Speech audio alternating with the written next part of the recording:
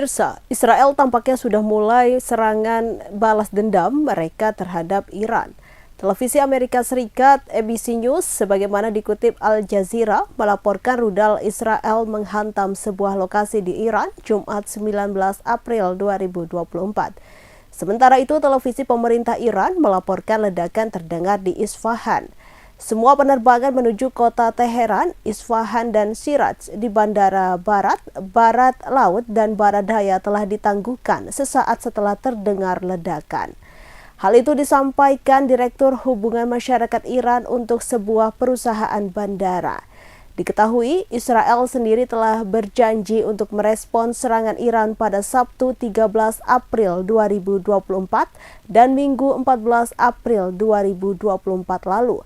Tampaknya janji itu telah ditepati meski sekutu Israel, Amerika Serikat, dan beberapa negara di Eropa meminta Israel untuk tak menanggapi serangan Iran.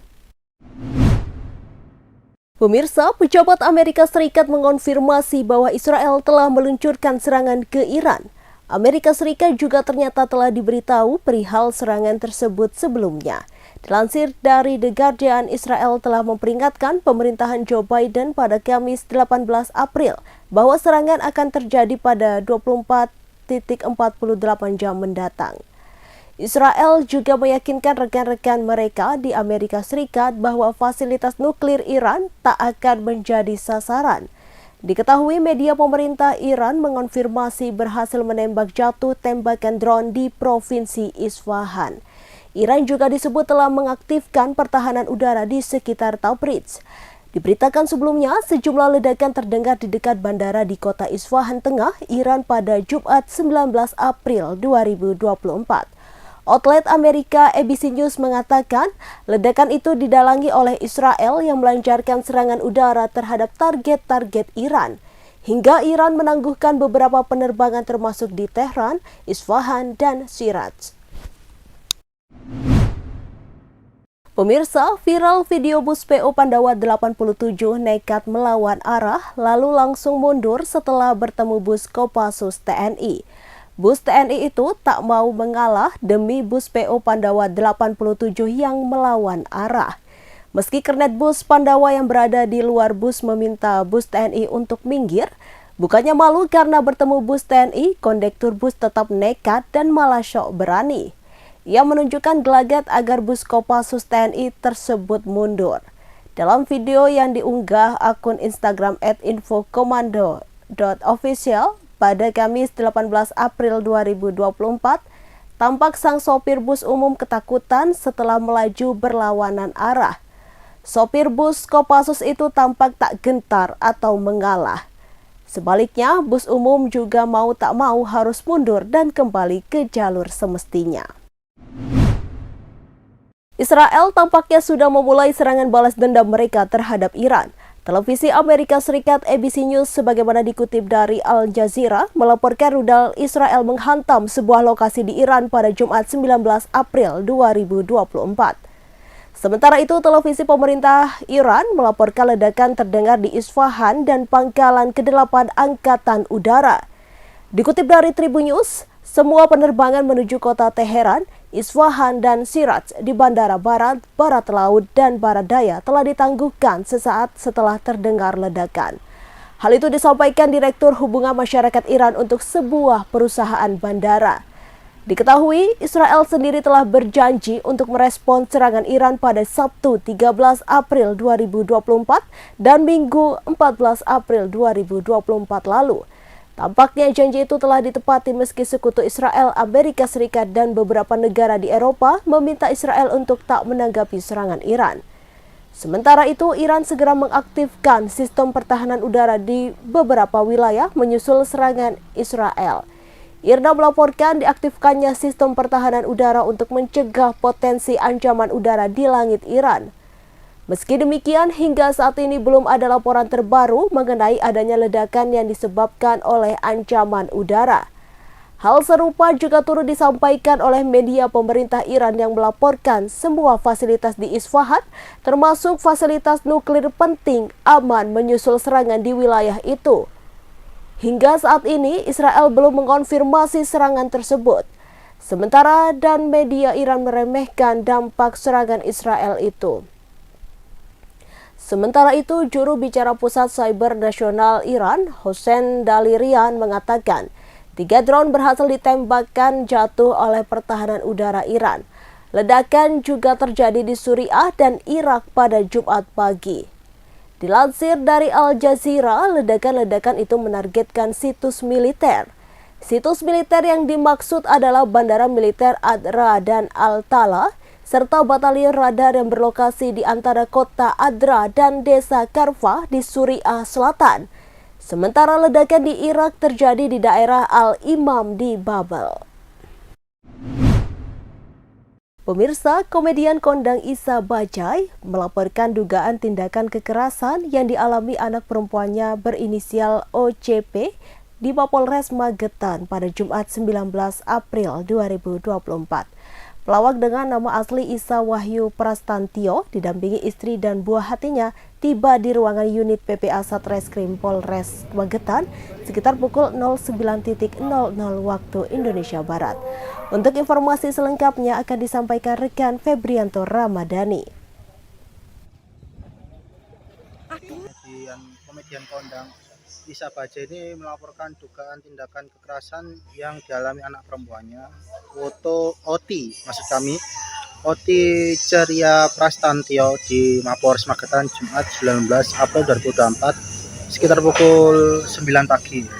Pelawak dengan nama asli Isa Wahyu Prastantio ini didampingi istri dan buah hatinya dimintai keterangan, diperiksa di ruangan unit PPA Satreskrim Polres Magetan. Isa keluar beberapa jam kemudian setelah dilakukan pemeriksaan, dan tak lama itu ia langsung menemui para awak media yang sedang menunggunya. Dirinya juga memohon bantuannya, semoga dalam berita ini baik pelaku segera ketemu ya, baik yang tidak sengaja atau sengaja melakukannya bisa bertanggung jawab. Dirinya mengungkapkan hampir setiap hari anaknya selalu bermain di alun-alun Magetan. Kemarin kejadian bermula ketika tiga anaknya itu pulang mengadu kalau Ceria ada luka darah di celana dalam.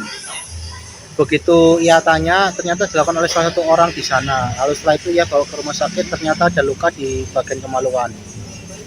Menurut penuturan salah satu anaknya, ciri-ciri pelaku disebut hendak jemput orang yang bermain papan skate di lokasi tersebut. Tak terima dengan kejadian tersebut, Isa mengaku sempat mencari keberadaan pelaku namun tidak ketemu. Bukti yang ia bawa antara lain hasil visum, keterangan dokter, sama celana dalam anaknya. Sementara itu pada kesempatan yang sama ia juga mengklarifikasi jika TKP bukan di lapangan basket alun-alun Magetan, melainkan di luar, tepatnya di trotoar sisi utara dekat Tugu Pancasila. Di tempat yang sama, dari pihak Satreskrim Polres Magetan mengaku akan melakukan penyelidikan dengan membuka CCTV di sekitar lokasi alun-alun Magetan. Ya, anak saya kan emang setiap hari-hari juga kadang main di alun-alun tanpa saya ya, bertiga main. Kemarin tak tahu pulang ada luka darah yang di celana dalamnya, terus diaduin sama kakaknya, terus ceria berdarah. Ya udah, ternyata begitu kita tanyain katanya ada yang dilakukan sama salah satu orang yang di sana. Makanya masih penyelidikan juga. Terus dari hal tersebut langsung saya bawa ke rumah sakit, emang ternyata ada luka di bagian kemaluan anak saya. Kalau ciri-ciri pelakunya seperti apa? Nah, ini kita juga belum tahu karena masih penyidikan. Cuma yang kakaknya kasih tahu sih kayak jemput salah satu orang yang basket di situ. Ini mudah-mudahan ada CCTV yang bisa memperjelas dengan keterangan-keterangan yang diambil dari kakaknya. Bukti-bukti yang dibawa tadi? Celana dalam ya, celana dalam, sama keterangan dari dokter juga kemarin. Hasil visum juga? Iya, seperti itu. Mas, ini kalau misalkan lokasinya berdasarkan keterangan kakaknya itu ya, gimana? Awalnya kan dia cerita ditanya kejadiannya di lapangan basket, ternyata di luar lapangan basket. Di trotoarnya. Di trotoar. Jadi waktu kemarin dia cerita juga langsung saya ke sana, saya cari orang-orang yang seperti yang dibilang ceria, ternyata udah nggak ada. Yang di sebelah utara atau Ya, sebelah utara, yang bawah Tugu Pancasila. Ya, mohon bantuin juga teman-teman, mudah-mudahan dengan berita ini nanti ada yang, kalaupun itu pelaku ataupun yang nggak sengaja mungkin bertabrakan sama ceria atau melakukan sama ceria itu berkenan hatinya untuk bertanggung jawab. Terima kasih ya. Saat ini dari rekan-rekan kita opsional di lapangan sedang bekerja ya untuk CCTV dari masjid, dari sekitaran situ, dari toko, dan tadi ada juga dari BRI di situ juga untuk kita telusuri ya. Jadi kawan-kawan di sini langsung bergerak sedang melakukan untuk masih itu jadi untuk membuka lah tadinya seperti apa, kita ada gambaran jelas nanti dari CCTV ya. Pemirsa, tingginya curah hujan yang mengguyur Kabupaten Trenggalek menyebabkan terjadinya banjir dan tanah longsor di sejumlah desa dan kecamatan. Catatan BPBD Trenggalek setidaknya terdapat 8 titik banjir mulai dari Kecamatan Trenggalek, Kecamatan Watulimo, Kecamatan Kampak, dan paling parah di Kecamatan Munjungan. Pada Jumat 19 April 2024, Kalaksa BPBD Trenggalek Stefanus Triadi menyebutkan daerah yang terdampak paling parah adalah Kecamatan Munjungan. Selain itu, tingginya debit air di aliran Sungai Bungur mengakibatkan banyak kerusakan yang terjadi di sepanjang aliran Sungai Dusun Bungur, Desa Munjungan. Sedangkan tanah longsor terjadi setidaknya di 5 titik yang semuanya di Kecamatan Bendungan. Tanah longsor menutup total badan jalan Trenggalek Bendungan, kilometer 14 Desa Dompiong, Kecamatan Bendungan yang menyebabkan jalan tertutup total. Tanah longsor juga menimbun sebuah rumah warga Desa Dompiong dan 3 rumah warga Desa Sumurup. Triadi memastikan hingga saat ini belum ada korban jiwa yang dilaporkan atas terjadinya bencana banjir dan tanah longsor. Salah satu beberapa rumah warga yang terdampak derasnya aliran Sungai Bungur, yang memang rumah ini berada di bantaran sungai dan terlalu mepet memang kalau dilihat dari Sungai Bungur yang terkikis, lalu bagian rumahnya ini ambrol dan ada yang terbawa aliran sungai. Ada selain rumah ada juga masjid ini yang pondasinya juga sudah terkikis oleh sungai sehingga mengkhawatirkan jika digunakan untuk beraktivitas untuk beribadah.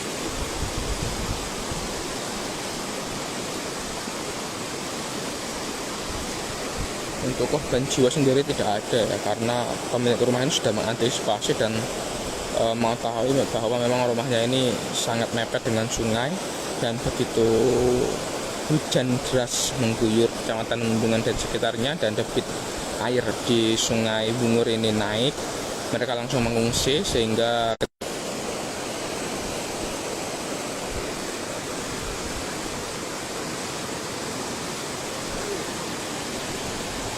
jebol, terutama ini yang kebanyakan malam. Nah, selain Kecamatan Bendungan, beberapa Kecamatan Bendungan,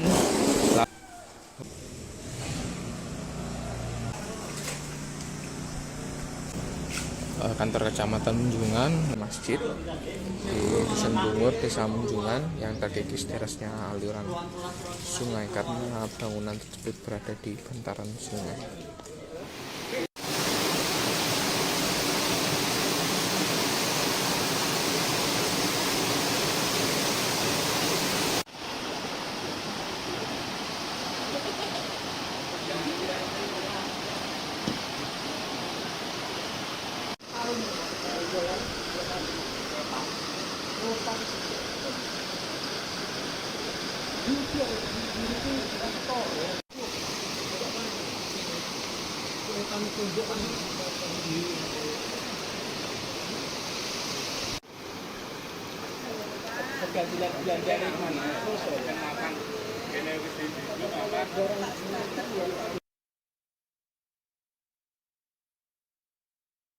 Banjir di Munjungan, khususnya di Desa Munjungan seperti apa, Pak?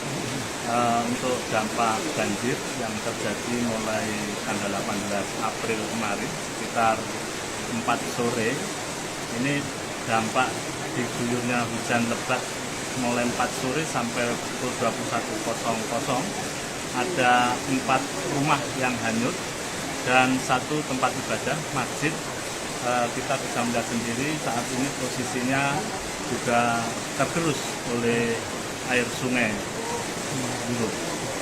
Untuk penghuninya, Pak? Saat ini penghuninya alhamdulillah karena berdekatan dengan saudara terdekat, jadi beliau diungsikan ke rumah saudara.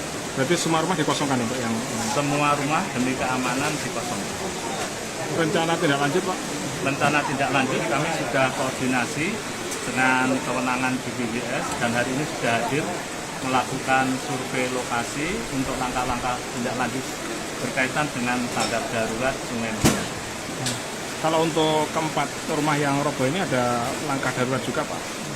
Betul, jadi berkaitan dengan rumah yang roboh, tadi di awal sudah kami sampaikan, pemerintah daerah melalui BWS prioritas ini adalah pengamanan aliran sungai dari kewenangan BWS. Pak, untuk dampak total di seluruh kabupaten ada berapa wilayah yang terdampak dan kondisinya sampai saat ini? Sampai saat ini berdasarkan update data, ada 8 kecamatan, 18 desa yang terdampak, kurang lebih ada 541 rumah yang tergenang, kemudian 2 fasum, 2 sekolahan, kemudian 541 KK dan 1.948 jiwa yang terdampak banjir dan tanah longsor. Berikutnya, BPBD bersama tim juga saat ini melakukan pembukaan akses jalur di wilayah Kecamatan Bendungan yang kemarin tadi pagi sudah dilaksanakan untuk membuka jalur antara Bendungan Tengah. Pemirsa, banjir akibat luapan Sungai Bungur dan Kali Tengah merendam Kecamatan Munjungan, Kabupaten Trenggalek pada Jumat 19 April 2024 dini hari. Sejumlah fasilitas umum, pasar, dan perkantoran mulai dari kantor Kecamatan Munjungan, Polsek Munjungan, dan Koramil Munjungan terendam banjir. Tak hanya itu, lembaga pendidikan juga diterjang banjir hingga masuk ke ruang-ruang kelas. Salah satu lembaga pendidikan yang paling terdampak adalah Madrasah Aliyah Nurul Ulum, Desa Kecamatan Munjungan. Dari pantauan reporter Tribun Jatim Network di lokasi, pengurus dan guru MA Nurul Ulum gotong royong membersihkan sekolah setingkat sekolah menengah atas tersebut. Buku-buku, peralatan elektronik, dan inventaris sekolah yang terendam banjir dikeluarkan dari ruang kelas. Beberapa inventaris yang bisa dicuci seperti kursi, meja, almari dikeluarkan untuk dicuci kemudian dijemur. Saksi mata yang juga staf bendahara MA Nurul Ulum, Mansur Anam menuturkan, banjir mulai datang pukul 01.30 waktu Indonesia Barat dari Kali Tengah yang meluap. Ruang di lantai dasar mulai dari kelas, ruang laboratorium, ruang komputer dan multimedia terendam banjir sehingga kegiatan belajar mengajar diliburkan dan aktif kembali pada Senin 22 April 2024. Banjir sebenarnya cepat surut setelah mencapai puncaknya pada pukul 01.30 waktu Indonesia Barat lalu.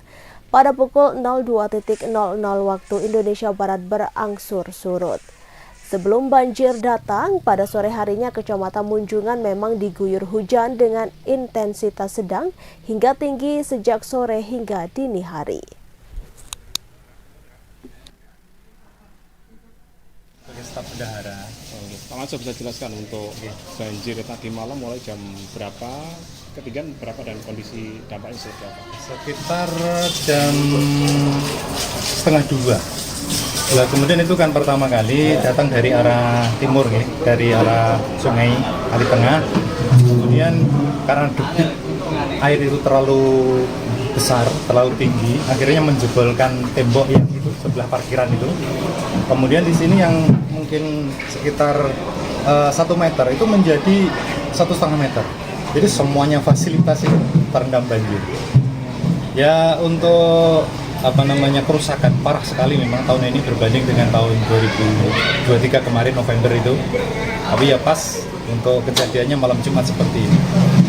Jadi ya mohon doanya semoga kami bisa mengatasi ini semuanya memang untuk banjir kali ini sangat tinggi sekali. Untuk ruang kelas berarti yang bagian bawah semua Yang terdampak? bagian bawah semuanya, jadi akses untuk tempat pendidikan yang di bawah semuanya kena. Jadi mulai dari lab komputer, multimedia, kemudian semua ruang ekstra itu kena semua. Termasuk perkantoran itu. Untuk aktivitas KBM sendiri seperti apa? Untuk hari ini kami masih meliburkan karena kondisi seperti ini. Insya Allah nanti aktif pada hari Senin, tanggal 22. Kalau ini tadi mulai surut pukul berapa, Pak? Pukul 2 itu sudah surut sebenarnya. Oh, cepat berarti? Iya, cepat sekali. Memang besarnya itu karena jebolnya tembok sebelah timur. Kemudian ketika semuanya sudah airnya terbawa ke sini, langsung ke sungai. Jadi surutnya memang agak cepat daripada biasanya. Berarti sekitar 1 jam kurang? 1 jam, sekitar 1 jaman. Sebelumnya pernah terjadi sebesar ini, Pak? Ada, tahun 2023 kemarin bulan November itu malam Jumat seperti ini, kemudian juga malam Minggu. Jadi 1 minggu itu 2 kali. Kalau sebelum banjir ini memang diguyur hujan, Pak, ya, Kalimantan Sungai? Curah hujan memang tinggi. Sejak pukul berapa itu, Pak? Dari jam 4 sore itu sudah hujan. Kemudian tingginya hujan itu sekitar jam 1, jam setengah 1 itu memang. Download Tribun X sekarang, menghadirkan lokal menjadi Indonesia.